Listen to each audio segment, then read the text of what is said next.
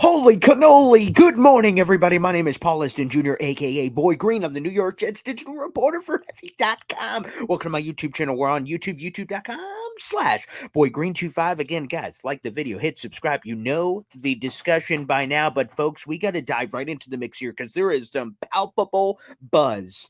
And it comes from Jeremy Fowler, ESPN NFL insider, who dropped his insider article Saturday morning, February 11th, as we're recording this. And again, guys, let's just go here.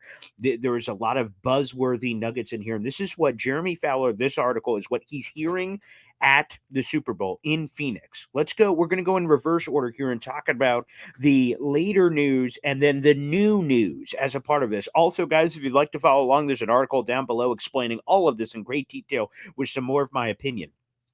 Now, according to Jeremy Fowler, he does not get the sense that the New York Jets are, quote, all in on Derek Carr. And he went as far to say, based on asking around with people, the sense is Derek Carr is number 2 on the Jets list. Now, with Derek Carr being number 2 on the list, there's a couple of problems with this right from the get-go before we get to the rest of the insider report. From Ian Rappaport speaking with Eric Allen on the New York Jets YouTube channel, he says the first quarterback domino to fall is going to be, well, Derek Carr. So if Derek Carr is the first quarterback domino to fall, then how could he be number 2 on your list? If he's number 2 on your list, then you're never going to get Derek Carr. He has already met with the New Orleans Saints. By February 15th, he's going to be cut or traded. So with all of that buzzing, Derek Carr, number 2 on your list, he might as well be number 35 on your list because it doesn't matter. If he's not number 1 on your list and you make the decision to go in a different direction, then you're not getting Derek Carr. Now, that's not going to bother some Jet fans because some Jet fans think Derek Carr's a scrub. Some people don't like Derek Carr. For me,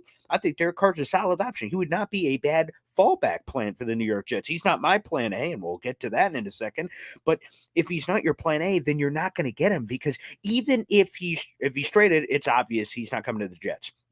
If he's cut, my sense is that after already meeting with the Saints, he's going to meet with a few teams that he knows he wants to go to, and then all of a sudden he's going to sign a contract and he's going to be gonzo way before free agency ever gets underway. That's part of the loophole of potentially getting cut in this fashion. Which means the next natural question is, well, if Derek Carr is number 2 on the wish list, then who the hell is number 1? Well, of course, it's Aaron Rodgers. Here is all the latest from Jeremy Fowler saying this, quote, I will walk away from Phoenix more convinced than ever the Jets will aggressively pursue Rodgers. The buzz around the Jets and Rodgers was strong at the Senior Bowl, and it hasn't subsided this week. The Jets believe they are close to contention. He's target A until proven otherwise, but it's early in what would be a complex process. He says the price tag remains enormous for Rodgers, and the Packers aren't down that road on any potential trade because, of course, Aaron Rodgers hasn't decided on his own future, end quote. Here's the game. The Jets are all in on Rodgers, but is Rodgers all in on the Jets? And this is where we get into the dangerous game of QB roulette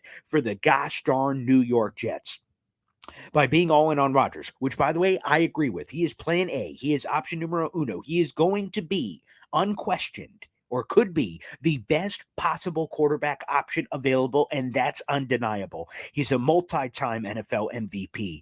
He is a Super Bowl champion. His accolades speak for himself. He's arguably one of the best quarterbacks of this generation. Okay, so in terms of if you're swinging for the fences, if you're going for the ceiling, he is the best possible quarterback option you can get. Of course, the complicated factor in all of this is Aaron Rodgers going on this darkness retreat where he's going to be off the map literally for 4 days, and he expects when he comes out of this cave that he's going to have some clarity to be able to make a decision. Is he retiring? I don't think so, but hey, that's an option apparently he's considering. Is he staying with Green Bay? Again, not great for the Jets, but is that an option? Or does he want to play and he wants to play somewhere else, and then that's where we get into the complex negotiations? The problem is Carr's going to be figured out very quickly.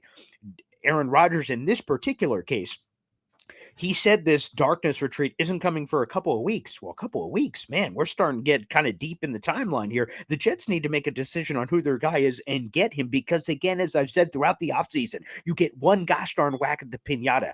And if you miss, let's say Aaron Rodgers does any of those things I just said, retires or stays with Green Bay or whatever, where the hell do the Jets go from there? Well, they certainly can't pivot to Derek Carr because at that point he will already be decided. So what's a Jets backup plan? The sense I get from kind of gathering some info is Jimmy Garoppolo, Ryan Tannehill, And that's where you're going to go.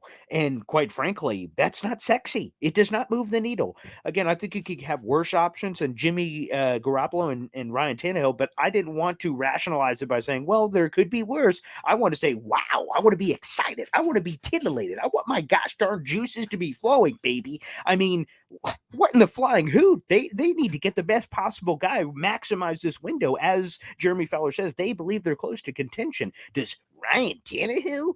Like, it reminds me of that trash bag commercial. Hefty, hefty, wimpy, wimpy. I mean, Ryan Tannehill, wimpy, wimpy. That doesn't do it for me. That doesn't move my needle. Jimmy Garoppolo, if he's healthy, who the hell can guarantee that? I mean, when you start evaluating the options here, I want to be titillated. Jimmy Garoppolo does not titillate me. Ryan Tannehill does not titillate me, people. I mean, I don't know about you, but it certainly doesn't titillate me. I mean, for everything, the name of everything that's friggin' holy here. I mean, let's just be real.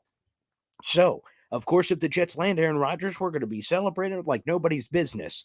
But if they miss, oh boy, could be dangerous, which again leads us to that line. The Jets are playing a dangerous game of Russian roulette, and it's really quarterback roulette. And you as a Jet fan and the Jets as an organization have to be willing to get hurt. You have to be willing to get hurt if you're having Aaron Rodgers, number one, because there's a lot of likelihood that he never comes, doesn't play for the Jets and everything else, because there's a lot of complicating factors. We're talking about a guy deciding if he wants to play, then deciding about a trade where he could potentially come here, and it's going to be an enormous price package, according to Jeremy Fowler. Again, there's a lot of moving variables here. If they land it right, it could have a tremendous benefit and could have tremendous success, and the Jets could reap the rewards of all of this forever. Or if not, they could be in a tough way. Thanks, everybody, for tuning in. Again, check out the article below with some more juicy nuggets and insight on all of this. Again, feel free to check that down in the description down below and like the video. Hit subscribe. What do you think's going to happen? This is wild. This is crazy. I'm losing my mind over here with all this gosh darn quarterback speculation, but I will say it's a lot of fun. We'll see how fun it is once the Jets decide who the heck their quarterback is going to be. Thanks for tuning in, everybody. We'll see you next time. Enjoy the Super Bowl.